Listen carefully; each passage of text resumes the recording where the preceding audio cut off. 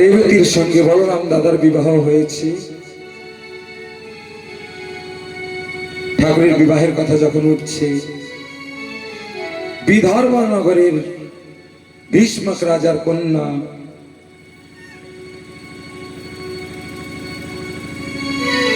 শ্রীরাধে बोल वृंदावन बिहारी लाल की जय। ভীষ্মক রাজার কন্যা রুক্মিণী সঙ্গে ঠাকুরের বিবাহ হয়েছে। কংস পরীক্ষিত সুখদেব ঠাকুরের কাছে জিজ্ঞাসা করছে, ও ঠাকুর বলো না, আমি শুনেছি ঠাকুর কংস বধ করে দ্বারিকার রাজা হয়েছে এবং রুক্মিণী দেবীকে হরণ করে রুক্মিণী দেবীর সঙ্গে বিবাহ করেছে। কেন ঠাকুর রুক্মিণী দেবীকে হরণ করেছে সে কথা আমাকে বলো, আমি শ্রবণ করব।